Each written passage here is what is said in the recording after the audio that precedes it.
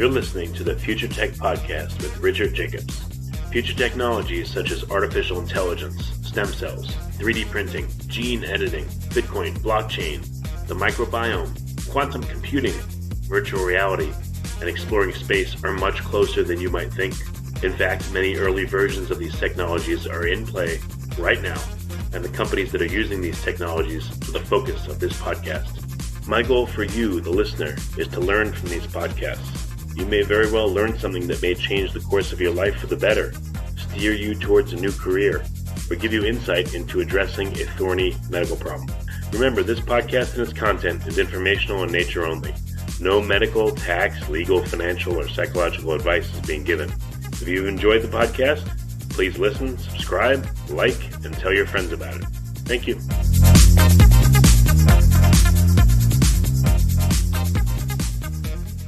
Hello, this is Richard Jacobs with the Future Tech and Future Tech Health Podcast. I have Santiago Villamil. He's an elite and certified strength and conditioning specialist with years of experience in orthopedic and sports rehab, sports performance, and with the fitness industry in general. He graduated from the University of Florida with a master's in physical therapy and a bachelor's in exercise physiology, minor in nutrition. And his mission is to empower individuals to take charge of their health and inspire the athlete in everyone, which is a pretty cool mission. So, yeah. Santiago, thanks for coming. No problem, man. Thanks for having me. It's a pleasure. So, in inspiring the athlete and everybody, what do you have? Some people that are, let's say, older or in really, really poor condition that look at you with an upturned eyebrow when you say that? For the most part. Well, I'm a strength coach for about over 20 years, but I've been a physical therapist for about 16. So that's where it kind of comes from. I kind of bridge the gap between rehabilitation and getting you out of pain to getting you back to doing the things that you love. And that's basically where that comes from. A lot of people in the health, especially in the healthcare field, they're told all the time that they can't by doctors, by all these different people. Don't do this, don't do that again. Oh, you'll never run again. It's bad for your knees. You name it. I hear it all. So that's my mission, to inspire the athlete and everybody again, so they can believe in themselves and trust their bodies and regain strength and have a long functional life. That's the main thing. Yeah. Do you think that anyone is too far gone, or even people that are like just really, really, and they can't walk straight, they're in wheelchairs, they're just, a mess, they're older, maybe they're 70. Do you think that even those kind of people can significantly improve their health and their mobility? I think anybody that has the right mindset can accomplish anything that they want, So, as a strength coach, it used to be all about performance and regaining strength and power and agility and things like that. As a physical therapist, you have to think and figure out, how do I get this person that was walking yesterday and all of a sudden they're a quadriplegic, and how do they function in life? So in my career, it's really all mindset, and you can have the severely injured person that ends up believing that they can accomplish a triathlon, for example, and then they accomplish it.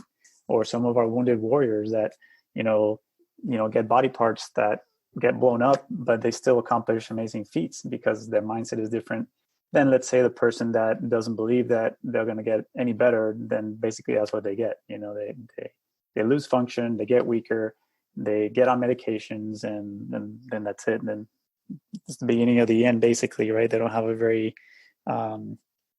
let's just say, fulfilling quality of life because they don't believe in themselves. So to me, the human body is amazing. And as long as you treat it and challenge it a little bit and stress it enough, it'll adapt, and it'll adapt to whatever condition you put it, you put towards it. So that's what's beautiful about our body, that we think that we're this person that we see in the mirror, but really we're just a blob of cells, man, just walking around, just an ecosystem that just requires the right amount of environment and stimulus to adapt to something, and if like the saying goes, if you lose it, if you don't use it, you lose it. But if you do something, then your body will respond accordingly. So what do you believe is there a single most important aspect of someone regaining their health or maintaining their health? Like I remember Pavel Tsatsouline, he's big into the kettlebells, the Russian kettlebells. It was like strength. Without strength, there's nothing. Right. Do you have something like that, or what's the pyramid, or what's the base of good health or improving your health? What are the elements or element? For me, when it comes to health, is the right dosage of many things, right? So it's not a very specific diet. It's whatever works for your body. Or when it comes to strength, yes, you need a certain amount of strength, but for what? You know, if you're going to be a power lifter, yeah, you're going to need to work on powerlifting strength. But if you just want to be able to go out with your friends and dance at an old age, then that's totally different. So it's all about specificity of training per se, and providing the proper dosage of exercise or nutrition or whatever to live the life that you want to live. And you can change at any time. That's what's awesome about being a human. If you decide that you want to become a runner, well, you just need to train yourself to become a runner, and you can become one. Or if you want to go into do more CrossFit or strength and conditioning, then you can also do that. You know, but you just need to allow the body to adapt and not think that it's going to happen overnight. So it's all about consistency and tissue adaptation. That's something that I teach a lot of my athletes and a lot of my clients, because they think that they're supposed to just get it overnight, and the harder they push, the better. But ultimately, you end up irritating a tissue, or you end up with an injury if you don't do it properly. So really, it's all about, you know, the proper amount for whatever it is that you want to accomplish, and allowing your body to adapt. So what kind of people do you work with? Do you work more with athletes, or has that changed and now you work with a different segment of the population? Yeah, it's actually changed several. Yeah, so I work with athletes, runners, and now I'm getting a lot of people, especially women with autoimmune issues and people that are in chronic pain. Because ever since I started my career as a physical therapist, from the beginning, probably a year out, I wasn't getting the results that I was expecting, or that my patients were expecting. So I started looking at things outside the box, and I basically just jumped into a rabbit hole of let's just say non-evidence-based practice, you know, as most people will see it, because it's not in a journal. And it was all driven by results. And in the sports industry, you know, we're more concerned with the performance aspect and the recovery and quick recovery. So sometimes you don't have time to, let's say, read all sorts of journal articles. It's just, you just go with things that work and get the athletes the results. So I started transitioning that over to just my general orthopedic people. And eventually led me to these little discs that Dr. Hoff invented, and they've been out for about 4 years now.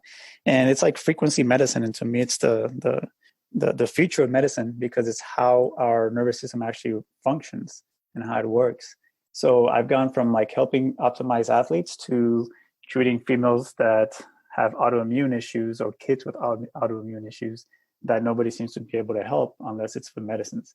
And it's just, you know, it's been pretty amazing, you know, or people with Parkinson's who were told they were stuck with Parkinson's forever.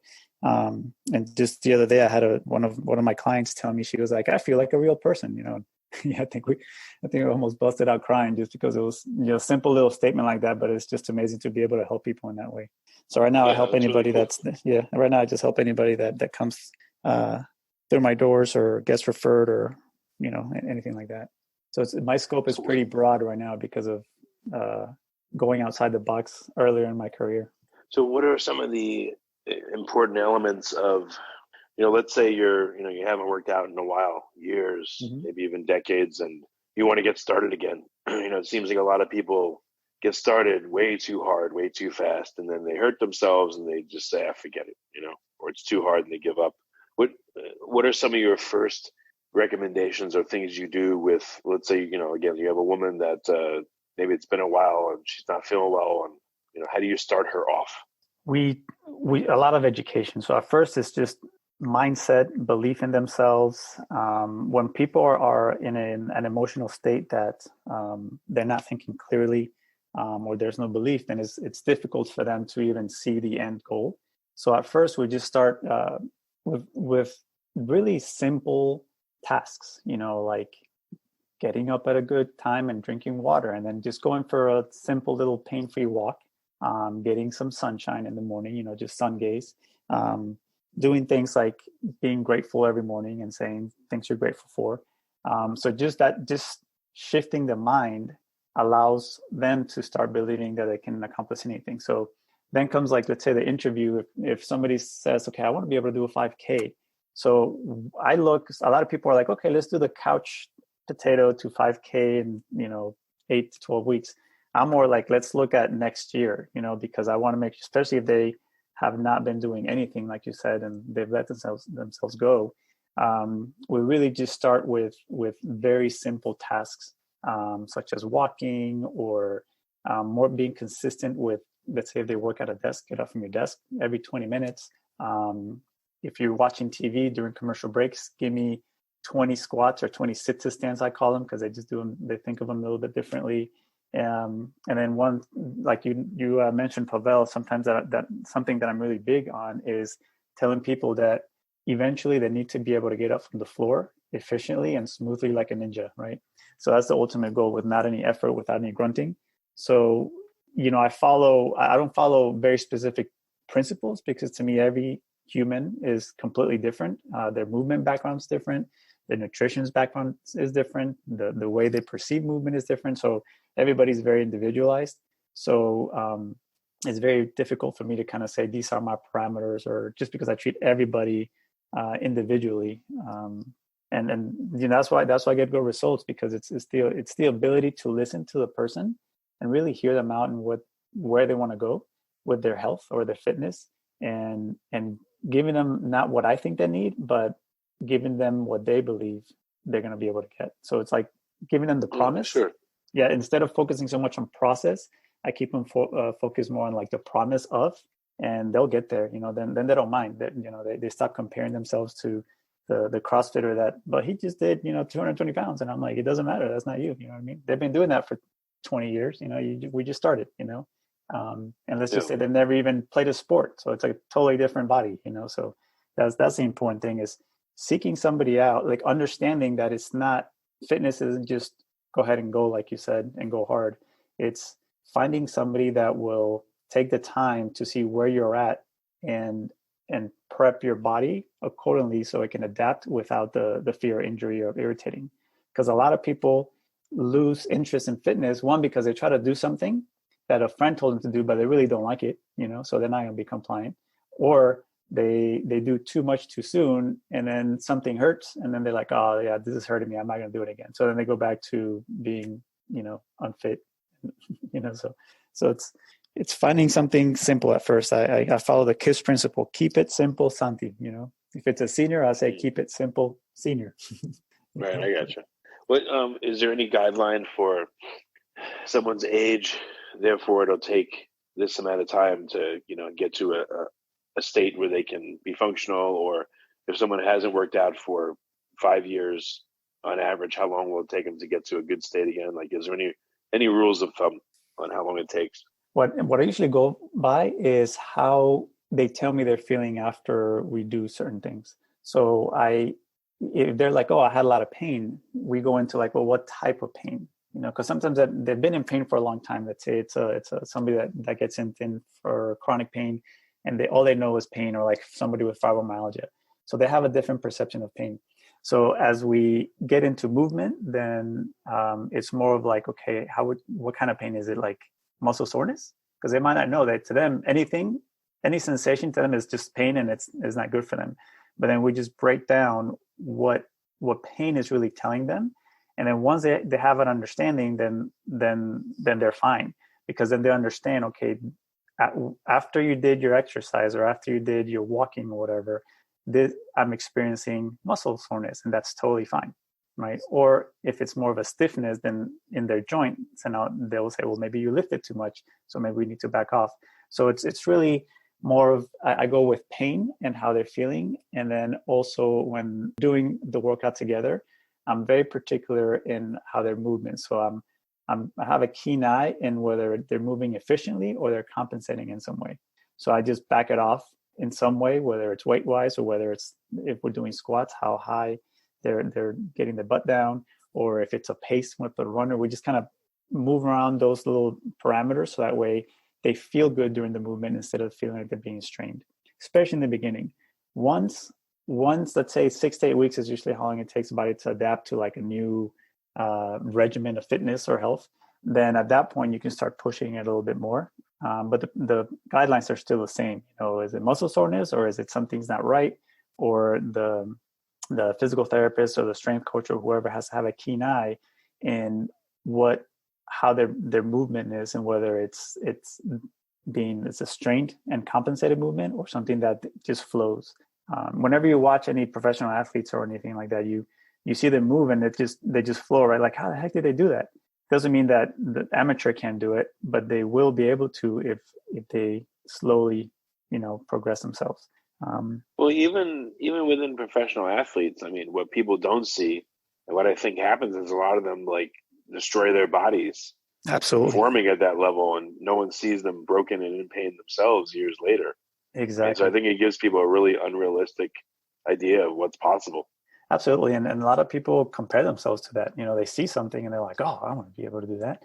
And then they go balls to the wall, they just go hard. And it's like, man, those guys, they had a gymnastics background and then they joined CrossFit, so they can do all these things much more fluid than you, who maybe never worked out and, your sport was like, let's say, band practice, like that's the way you moved your body.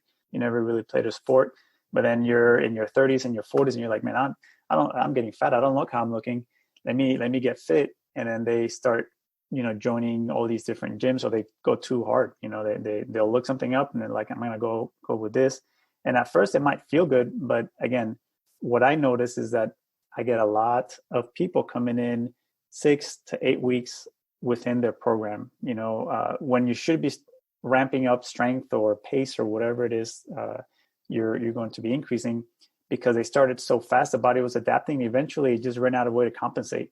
And then that's when you start feeling the hip or the knee or the neck pain, so that's what people don't recognize, that they need to start with, I guess, the boring stuff in the beginning, but there's ways to make it challenging. You just have to think as a professional on how to make it fun, how to make it task oriented, and think who you have in front of you rather than just looking at the program.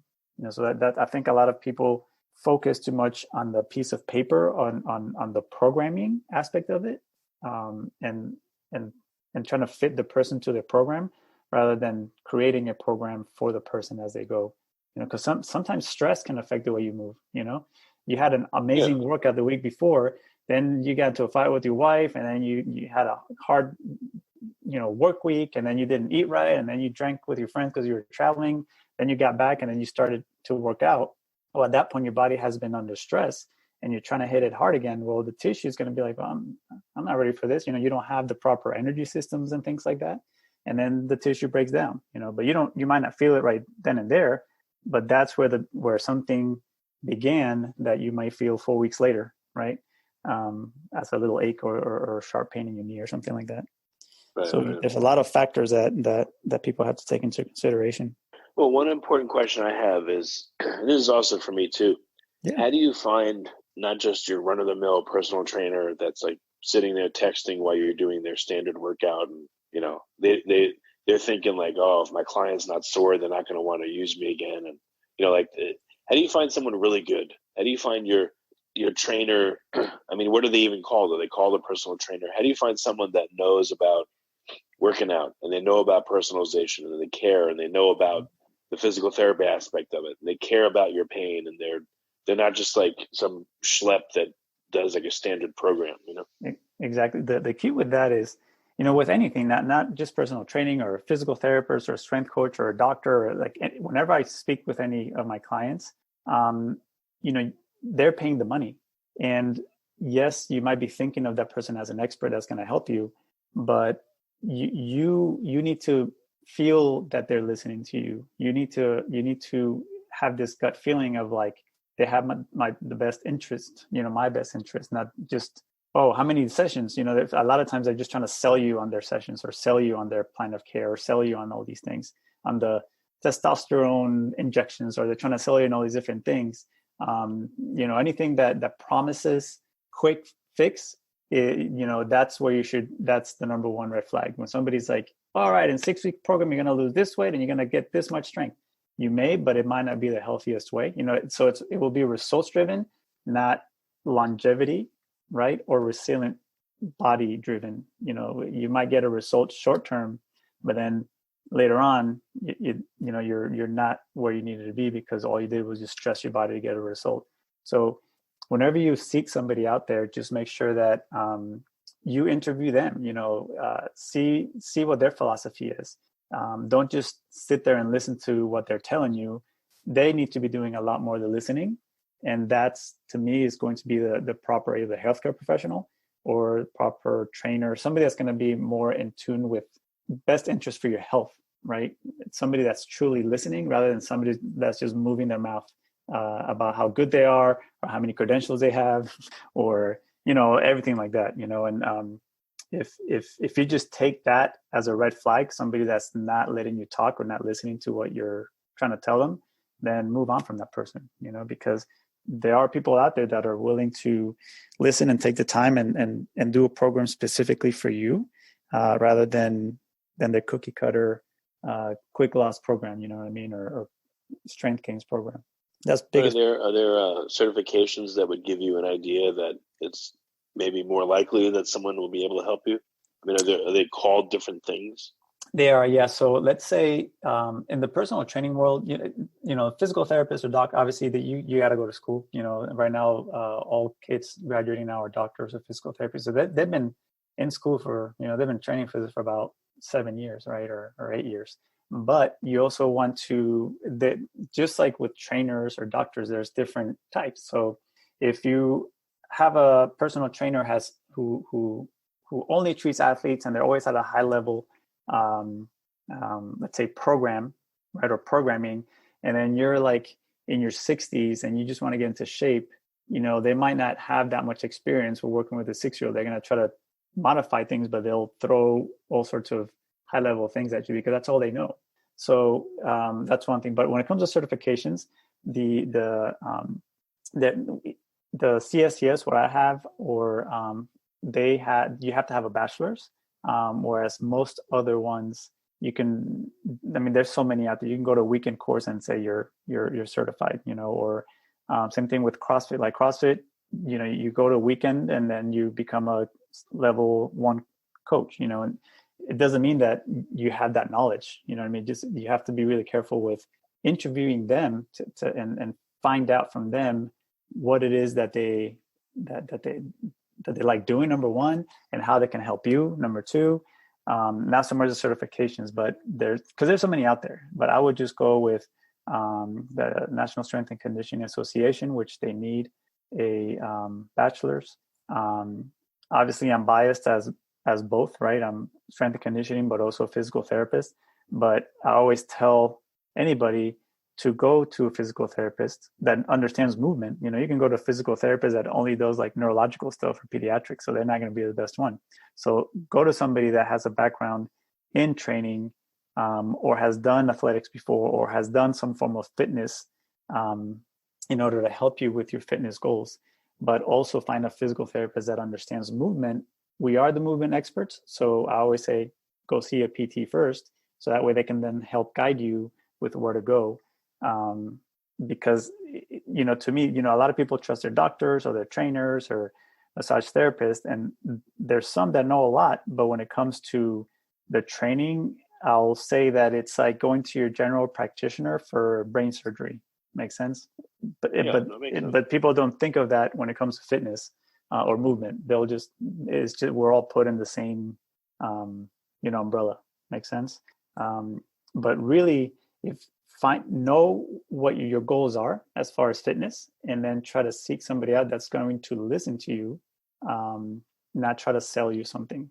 If they're doing more of the talking, then that means they're not listening to you, and therefore they're not going to know what to do for you specifically because they did all the talking. Makes sense? They're coming out. Yeah, they're coming out like, oh, I know everything. I know what to do. I'm going to do this. I'm going to do that.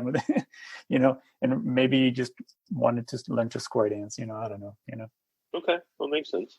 Well, Santiago, so what's the best way for people to find out more about your programs and what you do? And if they're local to you, I don't know if you're even taking on clients, but how can people follow up? Yeah, I'm in the Gainesville area. I'm changing my website because I'm doing a lot of different things, but they can find me on Facebook at Santi Villamil. or they can find me on Instagram at Santi_the_physio-sensei. And that's about it. I mean, really, if anybody has any questions or anything, they can reach out to me on Facebook, whether it's health advice or fitness advice. I'm willing to help them out. Santiago, that's great. Thanks for coming. I really appreciate it. Awesome, man. I appreciate you.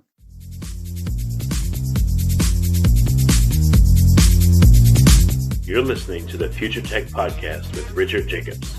Future technologies such as artificial intelligence, stem cells, 3D printing, gene editing, Bitcoin, blockchain, the microbiome, quantum computing, virtual reality, and exploring space are much closer than you might think. In fact, many early versions of these technologies are in play right now, and the companies that are using these technologies are the focus of this podcast. My goal for you, the listener, is to learn from these podcasts. You may very well learn something that may change the course of your life for the better, steer you towards a new career, or give you insight into addressing a thorny medical problem. Remember, this podcast and its content is informational in nature only. No medical, tax, legal, financial, or psychological advice is being given.